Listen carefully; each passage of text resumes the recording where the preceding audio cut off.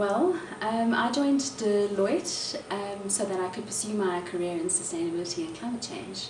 At the time that I joined Deloitte, they were incubating a sustainability and climate change consulting business, and I had a very exciting opportunity to be part of the start of that. So that's the reason that I came here, and it's going pretty well so far.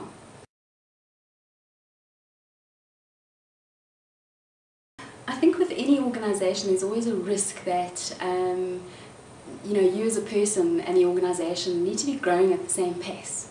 And often with a lot of big South African businesses, they often don't grow as fast as young people are moving these days. And in the field of sustainability and climate change, it's extremely fast moving, dynamic field.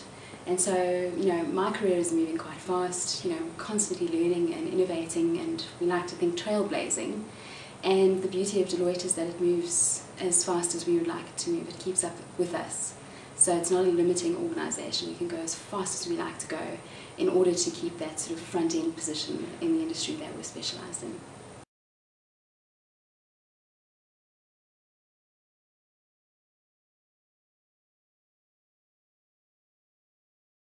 Well, there's a lot of good reasons for it, but most of them weren't apparent while I was out there. I asked myself every single day why the hell I'd signed up for something like this.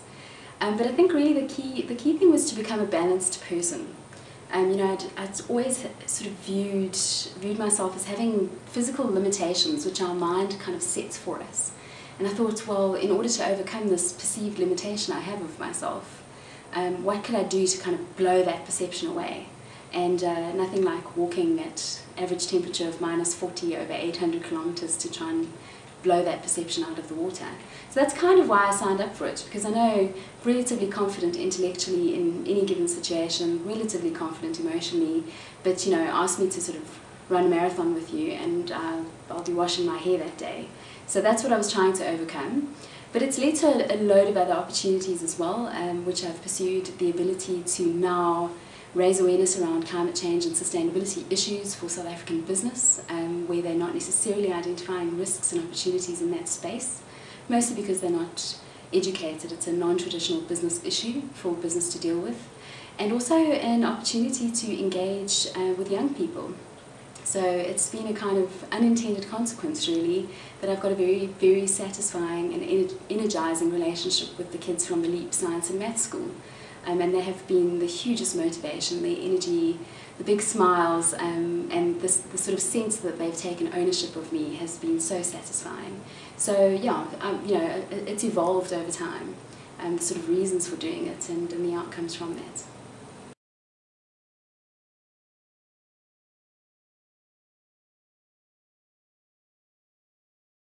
The whole thing was challenging, to be frank.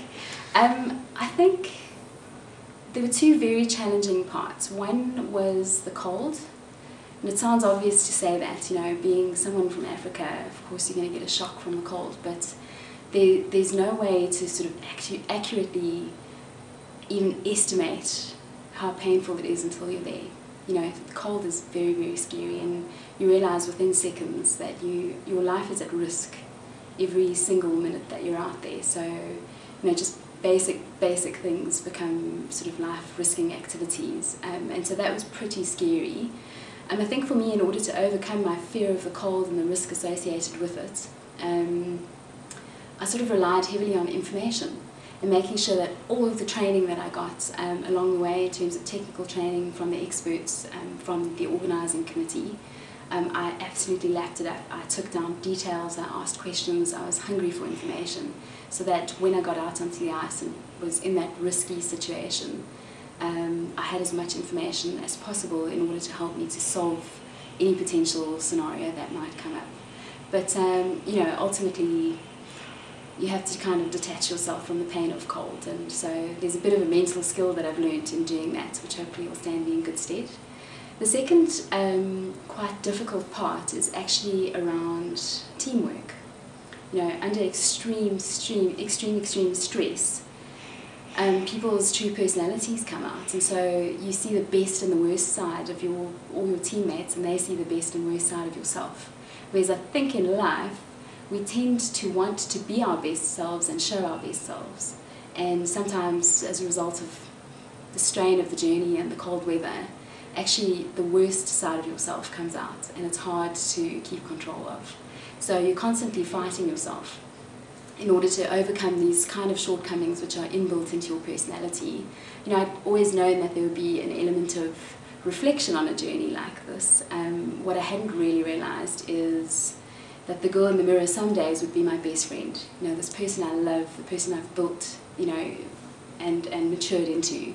And other days, the parts of my personality which are a bit darker and a bit less confident would be leaning out of that reflective mirror and trying to strangle me. So you're constantly having to overcome this sort of darker side of your personality because it comes out automatically. And also in doing that, you're having to manage both of those sides of the personality of the two teammates that I was with as well.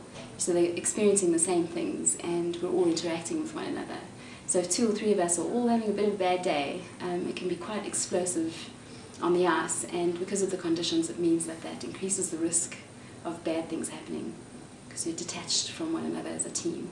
So teamwork was a huge risk for us, but we managed to get it to work, and we had good days and bad days alternating, and we supported one another in the sort of best and the worst of times. So it's been a journey from a team perspective as well.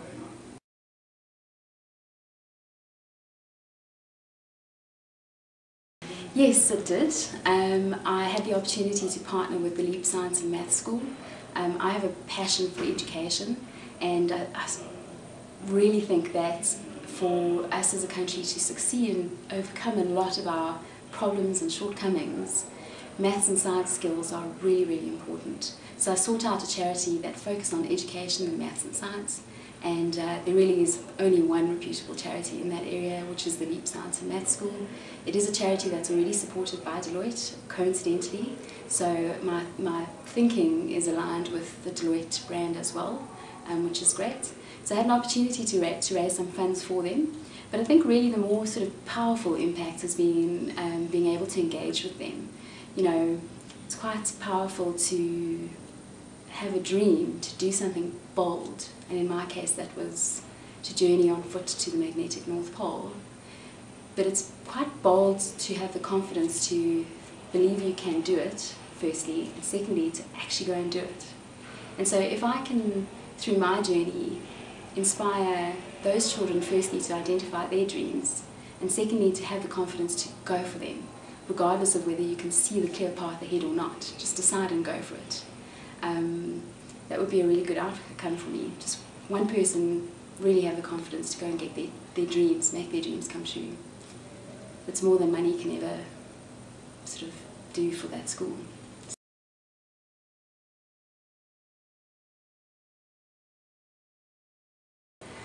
For me, really, the big lesson coming out of it is that when you are passionate about what you do and about the end towards which you're moving, people can see that from a mile away, and people go out of their way to help you because they can see the passion and they empathize with it. So without asking people to help me, I had people coming out of the woodwork just dying to give me support towards my end goal. And I think people really is the big theme of the journey in terms of the lessons. Being able to work as a team and be honest about your strengths and your weaknesses, and truly be honest to yourself and to others. And realizing that when you work in teams, and when you have genuine trust between team members, anything is possible. You know, your shortcomings can be overcome by somebody else's strength, but it's only really possible when you really trust one another and you communicate well. So it's all about people for me.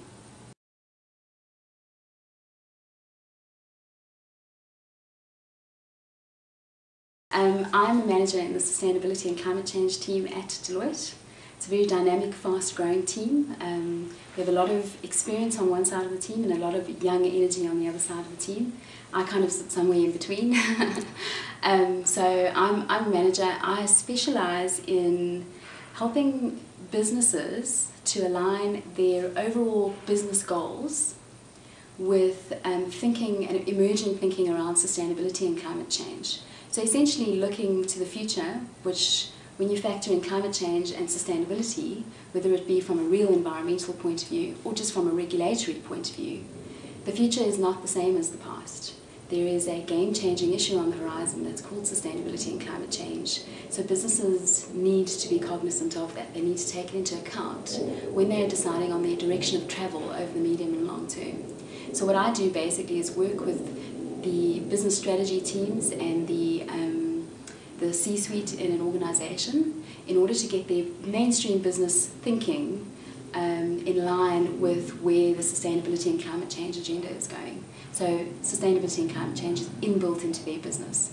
It's inbuilt for resilience in the future. Their business can survive in a world that looks very different from the world that we have today. Engaging, definitely engaging. I have had a very positive experience here so far. There's nobody that I can't approach. I don't know if that's me or the organisation, but certainly I feel like whoever I am in the organisation, you know, I can speak to somebody from the highest level right the way through to the lowest level, and they treat me with respect. They're interested in my opinion, and they're interested to know that I'm doing something that I'm passionate about, and everybody has time to listen to someone with passion. So I found it very, very engaging. I've also found people have gone out of their way to take an interest in the business that we are growing at this point in time, and also obviously the polar race and the sort of journey that I've been on personally. So it's been amazing. It's also been quite an interesting journey engaging with a lot of my colleagues to find out that I'm not the only one doing these nutty things. You know, there are people who've climbed Everest, climbed Kilimanjaro, been to the Antarctic, and these sorts of people start to come out of the woodwork, and it's been interesting to sort of identify that the person that you see in the office really is only the tip of the iceberg when it comes to our colleagues. There's so much that sits behind you know, the office-bound colleague in terms of interest, and most of it sits outside of our realm of experience of them. There are people doing all sorts of interesting things, and we should talk more about those things. You know, people are people. They're not a manager or senior manager. They're individuals, and they're interesting. So it's been an amazing journey, really engaging for me. I think it would be fresh, because it is cutting edge. My experience of it is cutting edge and trailblazing. You know, we are setting the direction of travel for a lot of our companies, for our industry, a lot of our clients, organisations. You know, we're the people who are dreaming big and then figuring out how to make that a reality. And so for me, it is fresh, it's brand new, and it's ahead of the curve. And that's why I've chosen the word fresh.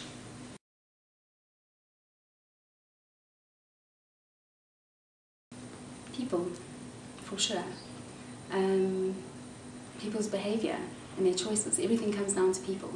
You know, we build infrastructure around what people want and what people accept. And if people change, then everything, the world around us changes.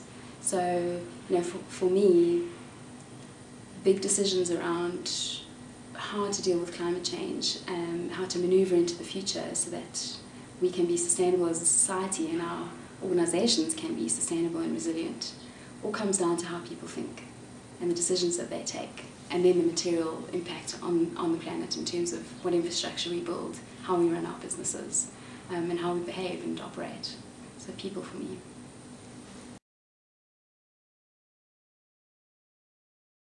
I think there'll always be a temptation now to try reach the South Pole as well, you know, do both. But I think that's a long way off. I'm still defrosting, so I think I'll need to have a think about that, and certainly it will only be in a few years' time.